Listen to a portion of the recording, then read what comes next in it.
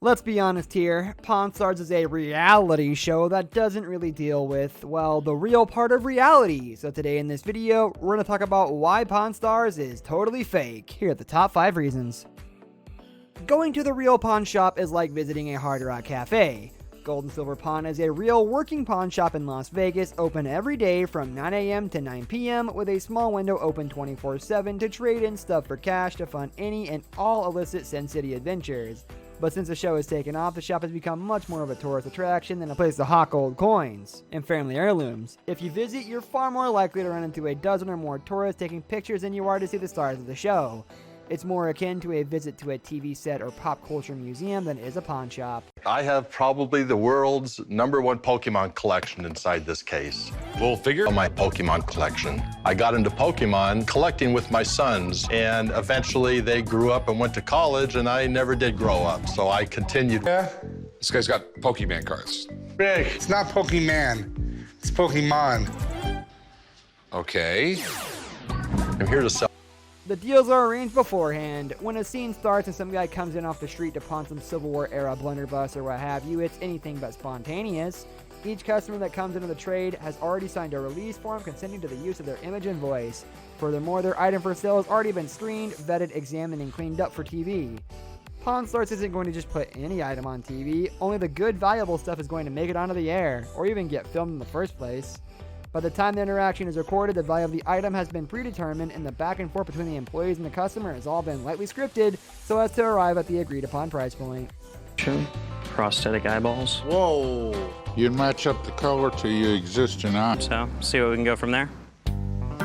It's an interesting collection. How did you acquire it, son? For my dad, it was in the optic business. They're all hand-blown glass. Coming to the pawn shop today, try and sell my collection of 400 plus hand-blown glass eyeballs. Hoping to get about 10 grand for them.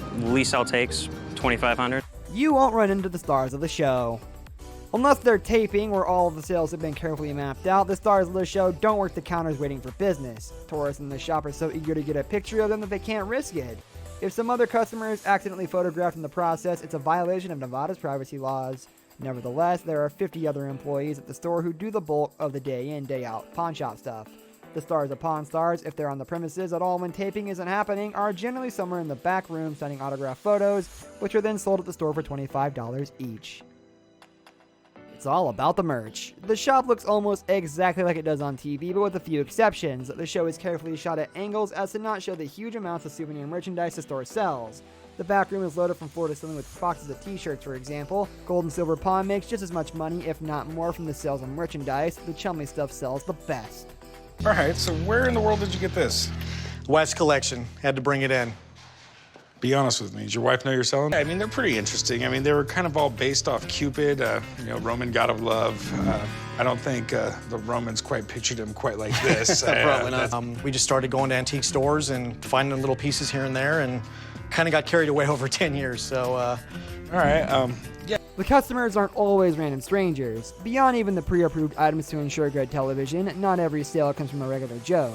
On one episode, an elderly woman brought in a 50s vintage Gibson electric guitar, which she claimed had been sitting under a bed for the past 5 decades. Rick called in a guitar expert who said it was a real deal, but he didn't actually inspect it the way a legitimate guitar appraiser would. He doesn't remove the pickups, for example. As it turns out, the guitar was supposedly already on sale in that same expert's guitar store, and the woman was reportedly the mother of the employee.